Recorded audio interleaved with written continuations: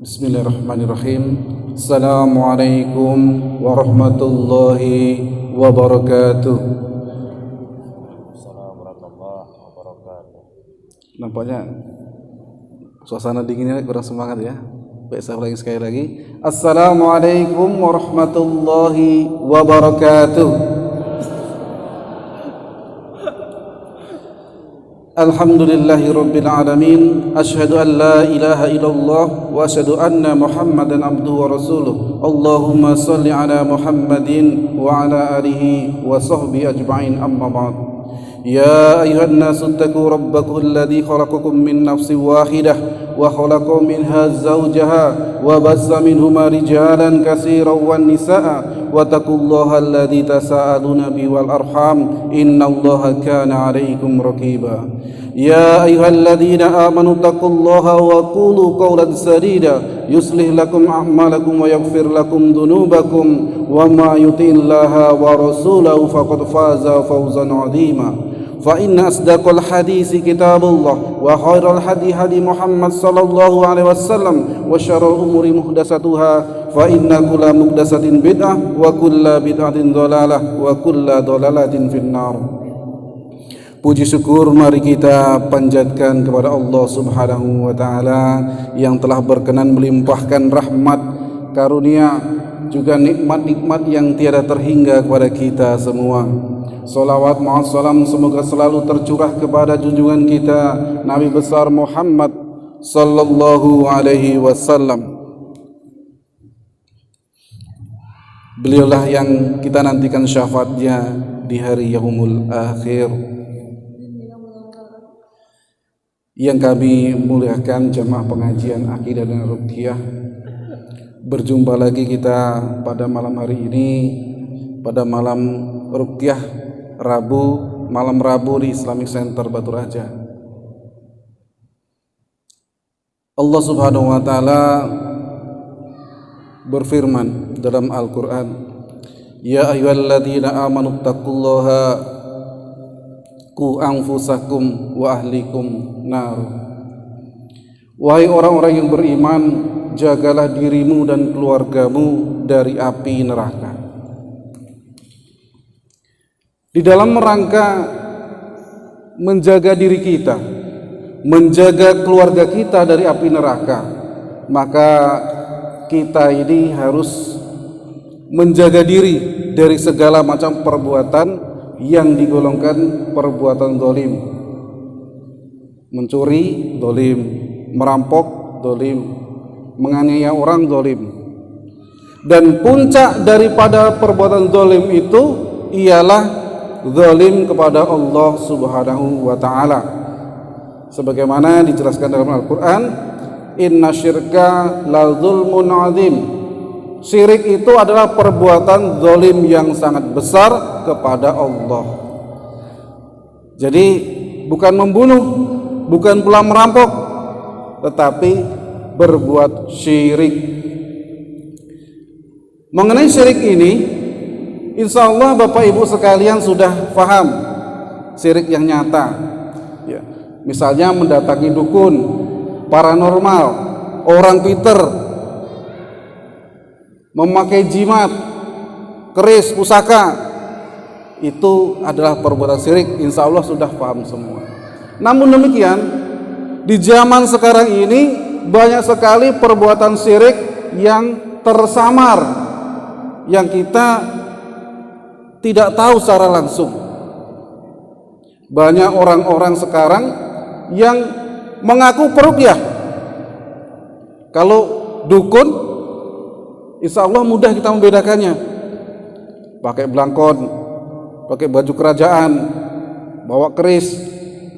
Namun sekarang sudah berubah karena banyak orang yang insaf, banyak yang sadar, pergi dia ke peruqyah, maka banyak perdukunan ini tidak laku. Oleh karenanya maka tidak kehilangan akal mereka ini menyesatkan umat, yaitu dengan cara berpenampilan seperti peruqyah yang belangkon diganti dengan peci, yang baju kerajaan diganti dengan jubah, yang keris berganti dengan tasbih. Nah, seperti ini contohnya. Namun demikian, ini ada cara untuk membedakannya supaya kita tidak tertipu. Ada cara yang mudah untuk membedakannya. Yang pertama, ini perbedaan antara dukun dengan peruqyah. Peruqyah selalu membaca Al-Quran sebagai sarana pengobatan dengan jelas dan terang. Mantra-mantranya pun diucapkan dengan jelas.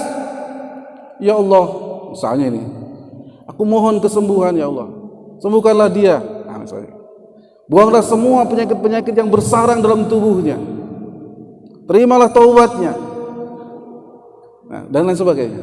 Jelas. Bacaan Al-Quran pun diucapkan dengan jelas, terang. Namun demikian, kalau bukan peruqyah, biasanya yang jelas hanya basmalahnya saja. Fatihah kadang-kadang separuh, sudah itu tidak ketahuan lagi apa yang dibaca. Ayat kursi awal-awalnya saja, sudah itu tidak keluar lagi yang dibaca apa. Jadi bedanya peruqyah itu selalu membaca dengan jelas dan terang, minimal bisa didengarkan oleh orang yang dekat. Misalnya ada pasien di sini, orang yang sakit diobati di sini, maka harus mendengar. Itu bisa didengarkan, ya. Tetapi kalau bukan peruqyah bisa saja tidak bisa terdengar, hanya berkomat kamit saja. Nah, itu perbedaannya. Kemudian beda yang kedua, kalau bapak ibu pergi ke peruqyah yang tidak syar'i, maka biasanya ditanyakan nama ibu kandung. Ya. Kenapa kok ditanya ibu kandung? Ya, ini adalah ciri-ciri perdukunan. Kalau peruqyah tidak akan bertanya siapa nama ibunya, bapaknya tidak ditanya. Terserah bapaknya siapa nama ibunya, tidak. Tetapi kalau dukun lalu ditanya siapa nama ibu kandung. Kenapa demikian? Karena nanti akan dibin dan dibintikan ibunya. Misalnya si fulan bin fulana. Padahal dalam menurut aturan syariat tidak diperkenankan kita berbinti kepada ibunya atau berbin kepada ibunya, harus kepada bapaknya. Jadi ini adalah setan. Setan selalu menselisih aturan Allah. Setan selalu menselisih aturan syariat. Kalau Allah mengatakan bin itu harusnya kepada bapak, setan pada ibu. Nah, ini ciri-cirinya ya.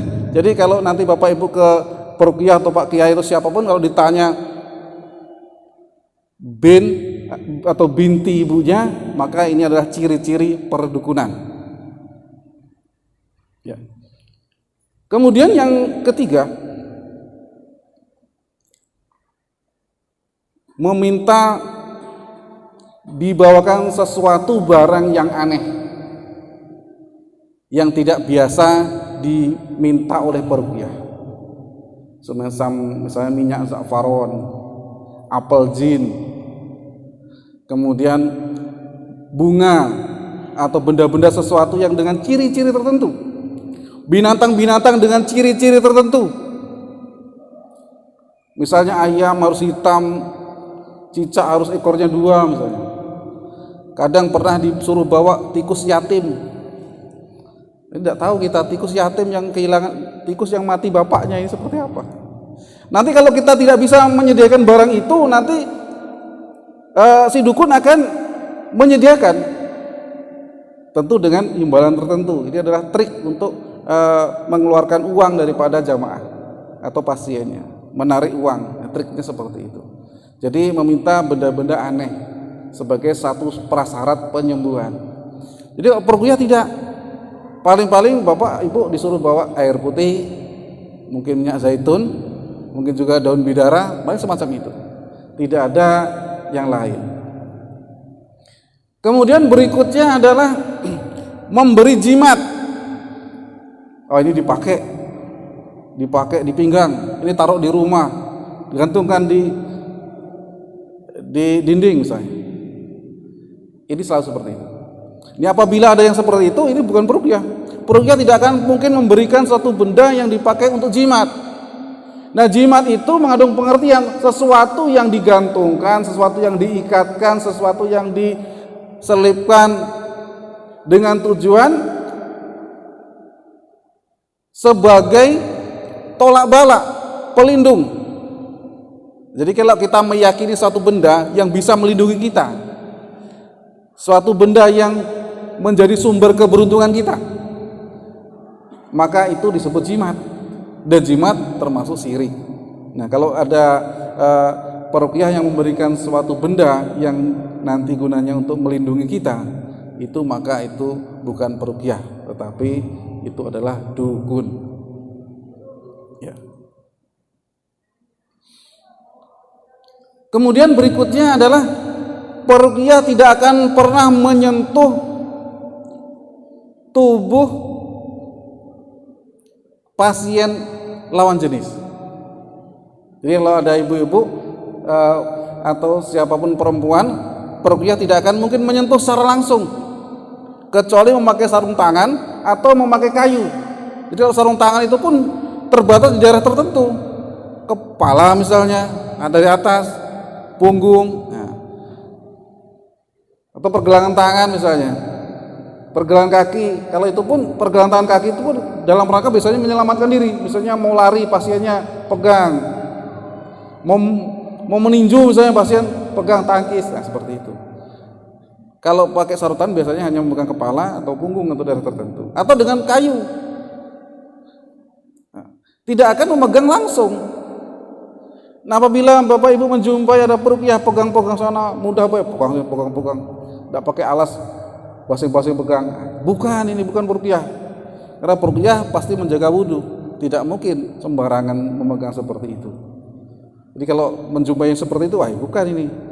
Lebih baik permisi saja pulang, karena ini bukan merupakan peruqyah, tapi dukun. Ya. Kemudian ada hari pantangan. Misalnya hari tidak bisa ngobati. Datang bayi besok, hari tidak bisa. Ciri-ciri dukun adalah ada hari pantangannya. Entah apa itu, Senin, Selasa, Rabu, Kamis, Jumat, tidak tahu. Pokoknya ada hari tertentu yang dia tidak bisa mengobati. Jinnya lagi libur. Jadi tidak bisa mengobati di hari tertentu. Kalau peruqyah ya kecuali capek ya. Waduh maaf nih capek, ada gawe lain. Nah, bisa itu libur, tapi tidak di hari tertentu. Atau mungkin bisa juga libur hari tertentu, tapi misalnya ada pekerjaan khusus misalnya, mungkin sebagai guru, sebagai pekerja kantor atau lain sebagainya, di jam-jam tertentu tidak bisa meruqyah karena ada gawe lain. Nah itu tidak apa-apa. Tapi kalau hari tertentu libur, ini ciri-ciri perdukunan, Bapak Ibu sekalian ya. Jadi inilah yang perlu kita waspadai. Yang apabila nanti Bapak Ibu menjumpai, apalagi nanti ada yang memberikan tulis-tulisan tertentu ya, ditulis walaupun tulisan Arab, kemudian harus dibakar atau dimasukkan ke dalam air, kemudian airnya diminum. Nah, ini adalah ciri-ciri perdukunan ya. Ini harus kita waspadai, karena kalau yang nyata kelihatan jelas, ya insya Allah kita bisa membedakannya. Nah, tetapi kalau yang tersamar, kalau yang tidak jelas, nah ini kadang-kadang kita bisa tertipu, maka waspadalah. Demikian Bapak Ibu sekalian, tausiah singkat yang dapat saya berikan. Semoga yang singkat ini bermanfaat bagi kita semua. Amin amin ya rabbal alamin. Dari saya cukup sekian. Insyaallah nanti sebentar lagi akan diteruskan oleh rekan yang lain yang akan membawakan ruqyah. Mohon maaf apabila ada kekurangan. Assalamualaikum warahmatullahi wabarakatuh.